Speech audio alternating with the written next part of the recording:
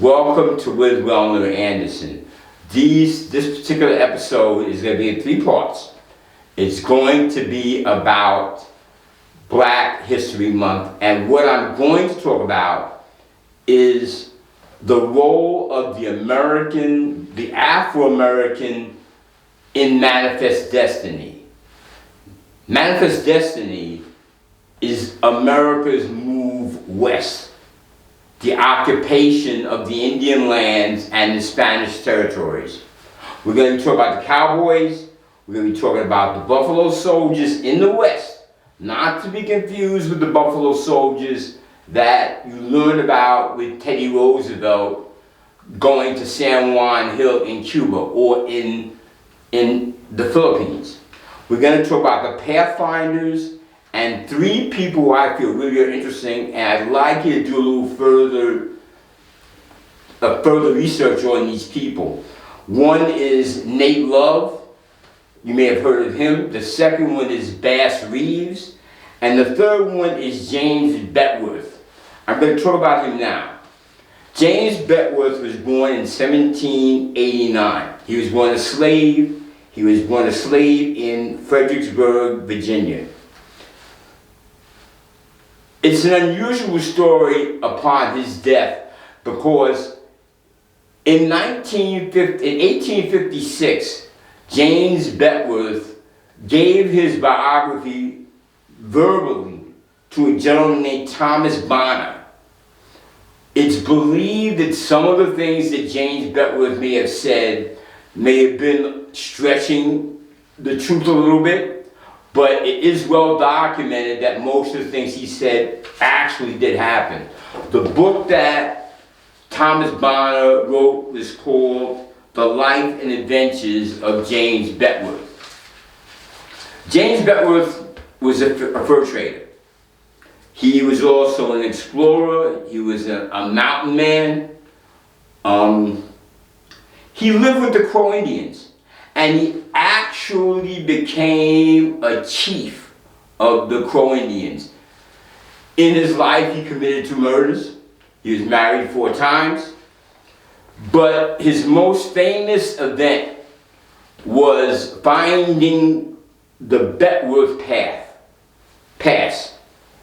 The Betchworth Pass was a territory that he found in Nevada that allowed people to go from Nevada through the mountains to California, a lot of times to look for gold.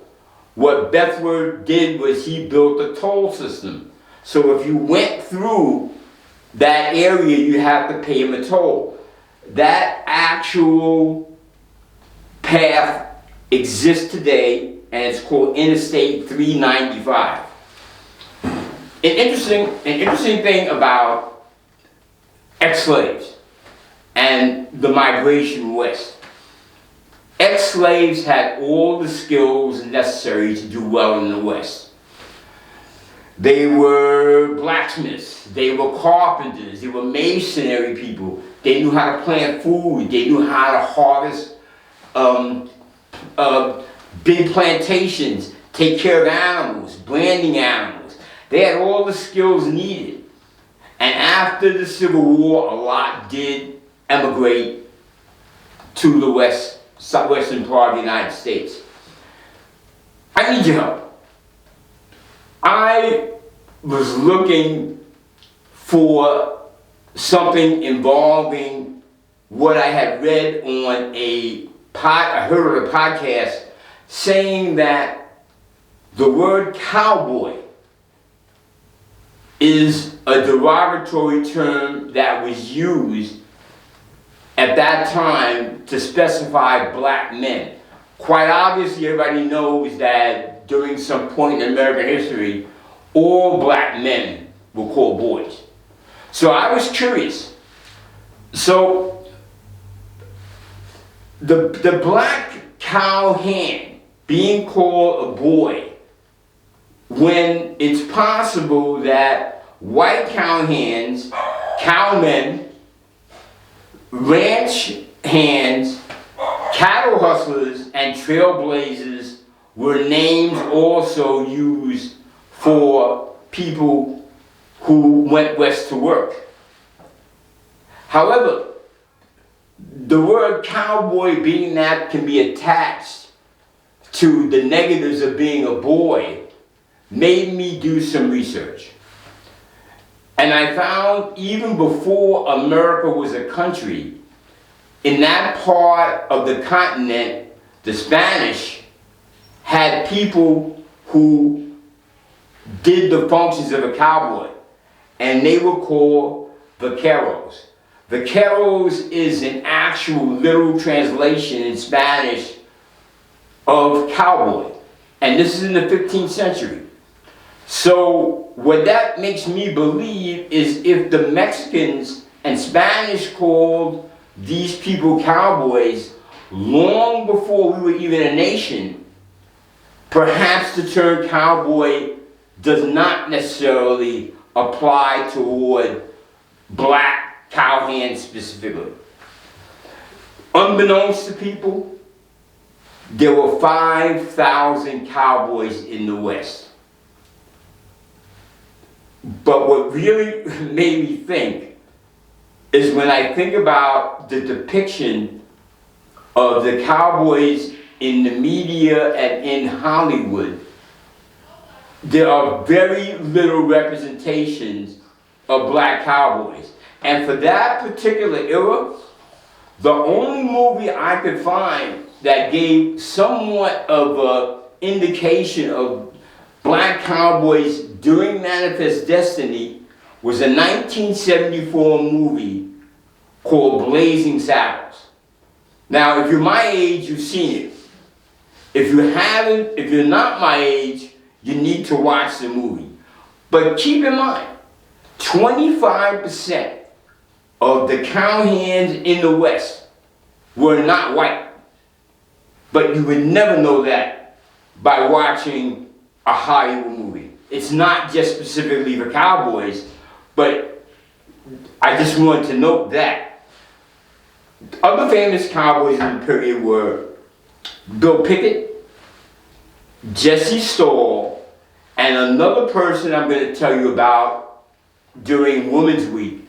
This is an amazing woman. Her name is Mary Fields, and you should read about her. She stood 6 feet. She, in her day, was a mail carrier. Now, a mail carrier in the West, where there was no law and order, a female mail carrier, it was known that Mary could knock a man out with one punch.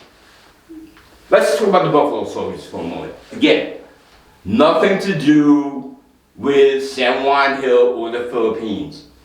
They were established in Leavenworth in 1866, Leavenworth, Kansas. They existed until 1951 when President Truman integrated the services. They did Indian control, they looked for criminals, they built forts, they reinforced and protected telegraph lines, they protected railroads, they protected the people as they moved, they protected Indians. So that part of history for the Buffalo Soldier is also lost. If you come up with any information involving the first issue of the cowhand and cowboy issue, please advise me. I'd like to know more about that. But the next episode you're going to get is about a gentleman named Bass Reeves.